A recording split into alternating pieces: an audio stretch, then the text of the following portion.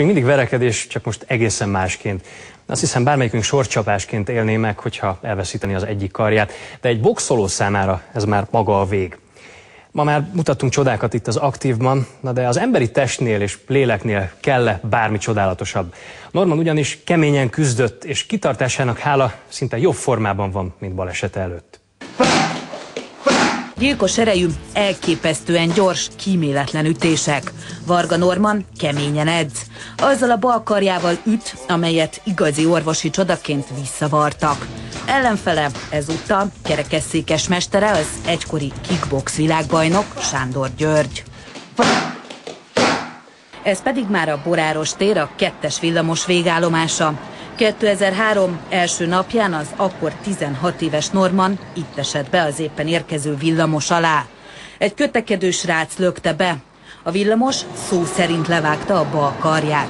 6 évvel ezelőtt a baleset után Norman az Aktív kamerája elé állt, igaz, akkor még nem vállalta az arcát. Ahogy ránéztem, hogy ott csak úgy lóg, akkor eléggé megijedtem. Végülis magamnál voltam, végigmondtam, hogy takarják le.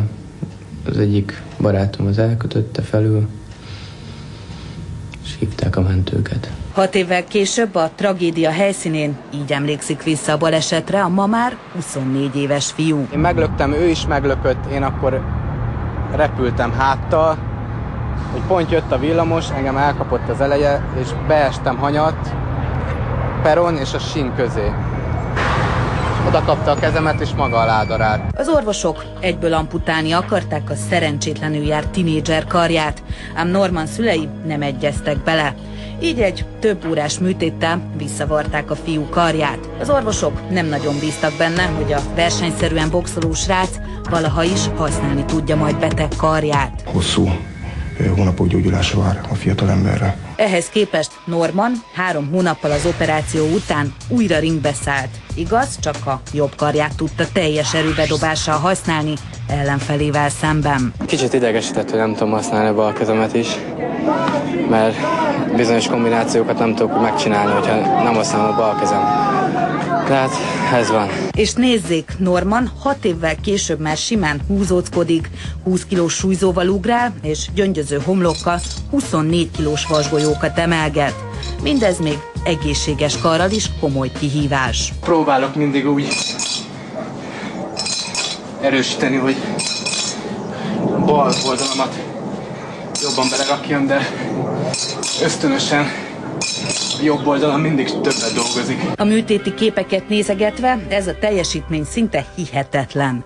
A baleset után a fiú karját gyakorlatilag egy bőrdarab tartotta. A röntgenfelvételen is láthatják, hogy az orvosok ezzel a 15 centis fémdarabbal erősítették meg a csontot, és udvarták vissza a szétroncsolt bal kart. Norman az edzéstől kimelegedve mutatja megerősödött bicepszét. Amilyen vékony itt fent, ahogy látod, ilyen volt. Amikor a kórházba feküdtem, az egész kezem ilyen volt, ilyen vékony.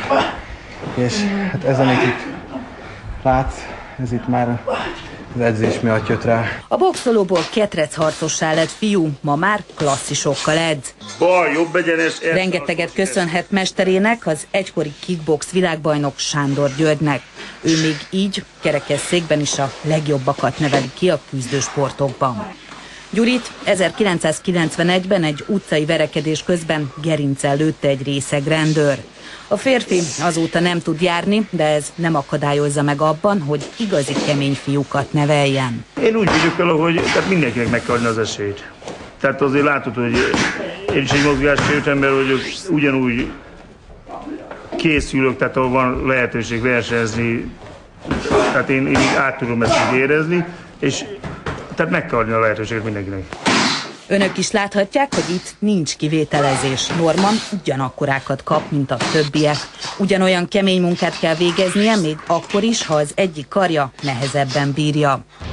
A fiút egyébként, aki 2003-ban Normant a villamos alá lökte, a bíróság felmentette.